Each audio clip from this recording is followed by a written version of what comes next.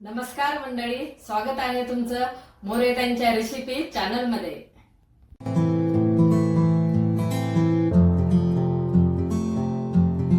चला तर मग व्हिडिओमध्ये पुढे जाण्याआधी बेल आयकॉन दाबून चॅनलला सबस्क्राईब करा आणि सुरू करा मोरेताईंसोबत आजची ही चवदार रेसिपी बनवायला। चला तर मंडळी, आज आपण दुधी भोपळ्याच्या वड्या करणार आहेत। तर त्याचं साहित्य दाखवते।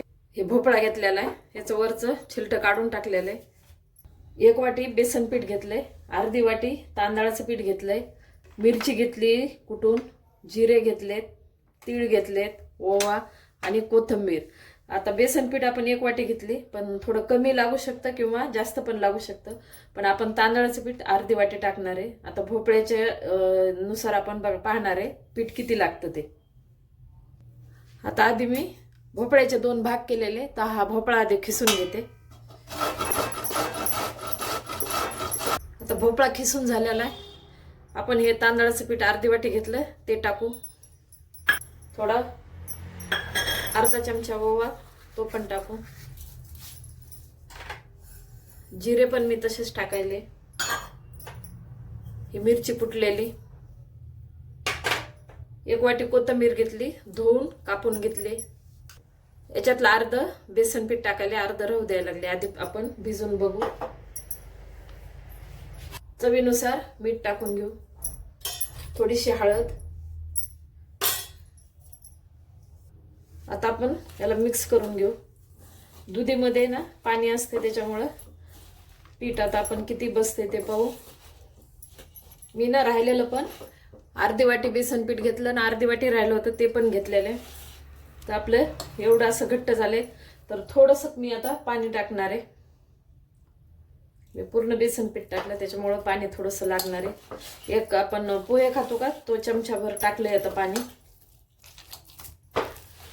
आता याला व्यवस्थित असं मिक्स करून घेते, आणि तांदळाचं पीठ आणि मस्त असे कुरकुरीत वड्या होत्यात, त्याच्यामुळे आपण तांदळाचं पीठ अर्धी वाटी टाकलं आधी, आणि बेसन पीठ आपल्याला जसं लागेल तसं पाहिजे होतं, तर मी परत अर्धी वाटी राहिलेलं ते पण टाकलं, म्हणजे एक पूर्ण वाटी आपल्याला बेसन पीठ लागलं, आणि अर्धी वाटी तांदळाचं पीठ, आणि आपण पोहे खातो तो चमचा भर पाणी लागलं। भोपळ्यामध्ये पाणीच असते ना, त्याच्यामुळं पाणी लागत नाही जास्त। हे पीठ आपण असं भिजून घेतलेले। आता थोडंसं बाजूला पिठाला ठेवून आपण दुसरी तयारी करू। आता एक मी अशी प्लेट घेतली, प्लेटीला तेल लावून घेतलं। तर आपल्याला आधी थोडेसे प्लेटीत पण तीळ टाकून घ्यायचे। आता आपण हे भिजवलेलं पीठ आहे का, भोपळा आणि बेसन पीठ भिजवलेलं, ते आपण याच्यावर टाकून याला व्यवस्थित असं करून घ्यायचं। हे मिश्रण आपण असं पसरून घेतले। आता त्याच्यावर परत आपल्याला थोडेसे तीळ टाकायचे वरतून, हे तीळ टाकून घेतले। आपण ना कढई ठेवलेली, कढईमध्ये 1 ग्लास पाणी टाकले आणि अशी रिंग ठेवली। आता त्याच्यावर आपल्याला ही प्लेट ठेवून द्यायची आणि वरतून ताट झाकायचे। तर ही 7 किंवा 8 मिनिटासाठी आपण बघू, वेळ किती लागतोय तर मी तुम्हाला सांगन। आता आपण ठेवून देऊ झाकण। आपण आता गॅस बंद करू आणि ताट काढून घेऊ।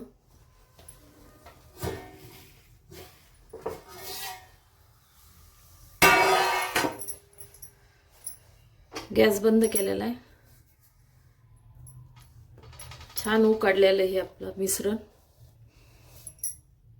आता आपण याला थोडं थंड करू आणि नंतर कापू मग वड्या। आता थंड झालेलं आहे, आपण याच्या वड्या कापून घेऊ।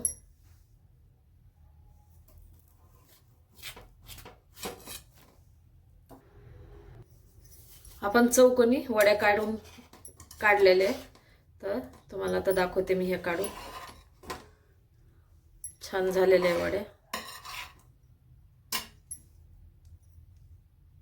आता याला आपण अशा खाल्ल्या तरी चालते, मुलांना थोडं चटपटीत लागते, तर आपण याला फ्राय करणार आहे थोडं।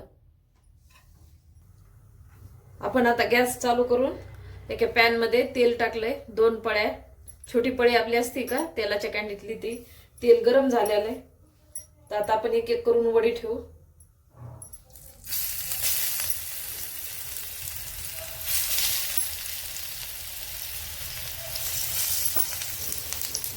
तेल गरम झालेलं आहे, गॅस थोडा कमी केला.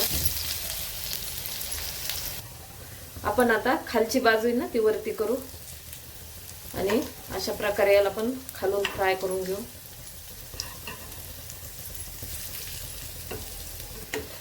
आता खालून पण आपल्या मस्त कुरकुरीत वड्या झालेल्या आहेत. आता आपण काढून घेऊ आणि राहिलेल्या अशाच तळून घेते आता, किंवा फ्राय करून घेते थोड्या तेलामध्ये.